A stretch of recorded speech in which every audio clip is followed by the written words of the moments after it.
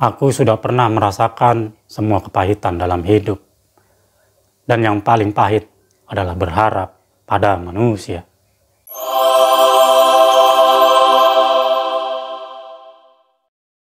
Pak Jung-oh, seorang pembelot dari Korea Utara. Ayahnya adalah mata-mata untuk negara Korea Utara. Namun pada tahun 2000, ayahnya memutuskan kabur ke Korea Selatan. Sehingga satu keluarga mereka pun terpaksa ikut. Atas kejadian ini, Korea Utara kemudian melancarkan kampanye hitam dan bersumpah untuk memburu keluarga Pak. Saat keluarga Pak masih tinggal di Korea Utara, Pak seringkali melihat jasad orang yang mati kelaparan tergeletak di jalanan. Dan seorang misionaris Korea Utara yang sering bepergian ke Korea Selatan bercerita kepada Pak yang membuat Pak tercengang tentang tentara bersenjata Korea Utara datang ke provinsi Hwanghae saat musim panen, dan para tentara itu mengambil semua hasil sawah mereka. Akibat aksi ini, para petani pun mati kelaparan. Baru kali ini Pak mendengar orang bisa mati kelaparan di wilayah Hwanghae, salah satu provinsi penghasil beras terbesar. Pada tahun 2015 di Korea Selatan, Pak bersama istrinya kemudian mendirikan Keunsaem, yaitu kelompok yang berisi para aktivis Korea Selatan dan pembelot Korea Utara untuk mengirim botol-botol plastik berisi beras ke provinsi Hwanghae melalui laut, bukan melalui kapal kargo atau perahu-perahu nelayan, melainkan dengan cara dihanyutkan begitu saja ke laut. Namun sebelum melakukan aksinya, para aktivis ini berkonsultasi dengan nelayan setempat dan Institut Sains dan Teknologi Laut Korea Selatan tentang waktu pasang air laut. Karena pada hari-hari aliran laut lebih kencang, botol-botol itu hanya butuh 4 jam untuk sampai ke bibir pantai Korea Utara dekat provinsi Hwanghae. Selain 1 kilogram beras, Pak Jung-oh juga mengirimkan botol ukuran 2 liter berisikan flash disk yang dipenuhi lagu-lagu K-pop, serial K-drama, bertemakan Korea Utara seperti Crash Landing on You, dan video-video yang membandingkan dua Korea, Korea Utara dan Korea Selatan, serta tak lupa Alkitab versi digital. Pak yakin orang-orang Korea Utara tidak akan kesulitan mengakses konten digital, mengingat perangkat elektronik seperti komputer dan ponsel semakin umum dijumpai di Korea Utara.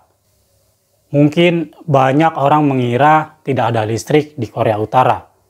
Namun kenyataannya ada banyak panel-panel surya masuk dari Cina. Panel-panel inilah yang bisa digunakan untuk mengisi ulang baterai, terutama saat pada musim panas. Selain botol-botol yang berisi beras, kadang-kadang selembar uang $1 dimasukkan ke dalam tiap-tiap botol, supaya penerimanya bisa menukarkannya dengan mata uang Cina atau Korea Utara. Per tahun lalu, nilai resmi $1 setara dengan 160 won Korea Utara. Nilai tukar ini bisa lebih dari 50 kali lipat harganya di pasar gelap. Dan sudah hampir 1 dekade Pak menjalankan aksinya ini.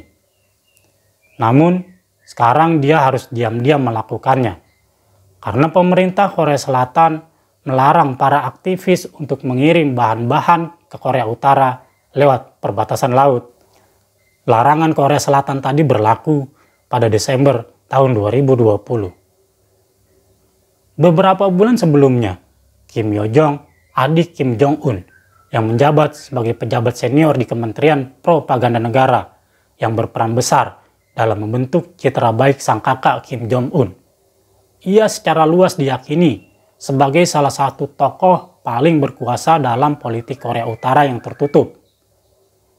Dengan terbentuknya organisasi Keunsaem yang berisikan orang-orang Korea Selatan dan pembelot Korea Utara, Kim Yo-jong merasa tidak senang. Kim Yo-jong memperingatkan para aktivis untuk tidak lagi mengirim botol-botol berisi beras ke Korea Utara. Para aktivis Keunsaem dituduh telah melanggar perjanjian antar Korea. Adik Presiden Korea Utara Kim Yo Jong mengancam pada akhir pekan akan menghancurkan kantor penghubung dua Korea jika kegiatan itu masih dilakukan.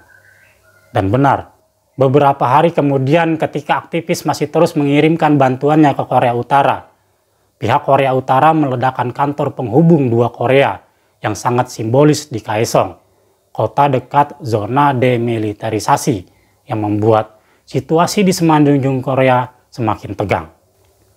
Dalam sebuah pernyataannya, Korea Selatan memperingatkan akan merespon dengan keras jika Korea Utara terus memperburuk situasi. Penghancuran kantor penghubung tersebut menurut pihak Korea Selatan telah menghancurkan harapan semua orang yang menginginkan pengembangan hubungan antar Korea dan penyelesaian damai di semenanjung Korea. Pemerintah Korea Selatan menegaskan bahwa semua tanggung jawab atas situasi ini berada di pihak Korea Utara. Pihak Rusia pun menyatakan kekhawatirannya atas munculnya kembali ketegangan antar kedua Korea. Pemerintah Rusia melalui juru bicara Presiden Putin menyerukan semua pihak untuk menahan diri. Kantor berita Reuters mengutip seorang pejabat senior di Amerika Serikat mengatakan bahwa pemerintah Trump tetap akan berkoordinasi dengan sekutunya, Republik Korea Selatan. Undang-undang atau aturan yang melarang orang-orang Korea Utara yang berada di Korea Selatan mengirim bantuan ke Korea Utara yang dikeluarkan oleh Korea Selatan menuai kontroversi besar. Para pengkritik ini menjuluki larangan ini sebagai dekret Kim Yo Jong karena pemerintah Korea Selatan di bawah Presiden Moon Jae-in terlalu ingin menyenangkan hati Korea Utara. Namun menurut otoritas Korea Selatan mengklaim undang-undang yang mereka buat untuk melindungi keamanan wilayah, perbatasan, dan stabilitas hubungan antar Korea. Ketegangan antara Korea Utara dan Korea Selatan telah meningkat selama berminggu-minggu yang dipicu oleh kelompok pembelot di Korea Selatan yang mengirimkan bantuan dan propaganda melintasi perbatasan Korea Utara. Setelah kejadian itu, Pak diperlakukan seperti kriminal. Ia harus bolak-balik ke kantor polisi hampir 3 tahun lamanya. Alasan Pak Jung-oh mengirim botol-botol yang berisi beras karena orang-orang Korea Utara banyak yang mati kelaparan. Pak Jung-oh juga mempertanyakan alasan pengadilan Korea Selatan melarangnya mengirim bantuan untuk saudara-saudaranya yang kelaparan di Korea Utara. Sebelumnya, pengadilan Korea Selatan melarang pengiriman bahan-bahan kebutuhan pokok ke Korea Utara melalui perbatasan. Walaupun akhirnya keputusan itu dianulir oleh Mahkamah Konstitusi Korea Selatan. Walaupun larangan itu sudah dianulir, Pak dan botol-botolnya tetap mendapat kesulitan. Gereja-gereja dan lembaga-lembaga hak asasi manusia yang biasanya menyumbang telah berkurang. Namun, beberapa pembelot Korea Utara lainnya yang tetap ingin mengirim botol-botol ini ke tanah air mereka masing-masing menyumbang sebesar 200.000 won atau sekitar 2,3 juta rupiah. Namun Pak tidak mau menarik terlalu banyak perhatian pemerintah Korea Selatan dengan mengirim langsung bantuan-bantuan tersebut. Dia pun menunggu beberapa bulan hingga situasi memungkinkan.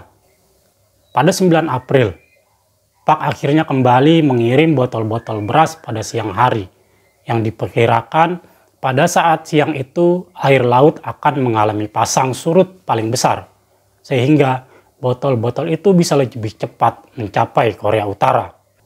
Namun hubungan Pak dan istrinya dengan warga setempat juga memburuk setelah Undang-Undang tahun 2020.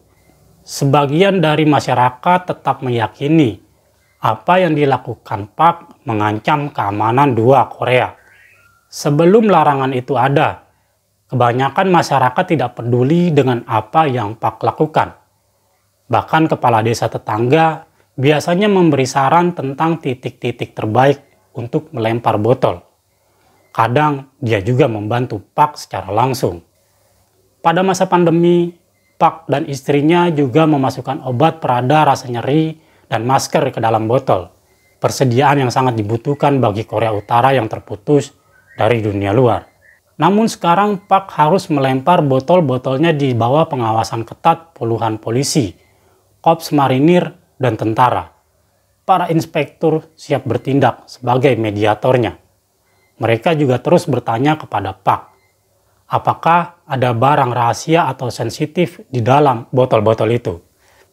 Walaupun aksinya penuh risiko, tidak pernah terbesit di pikiran Pak untuk menghentikan aksinya.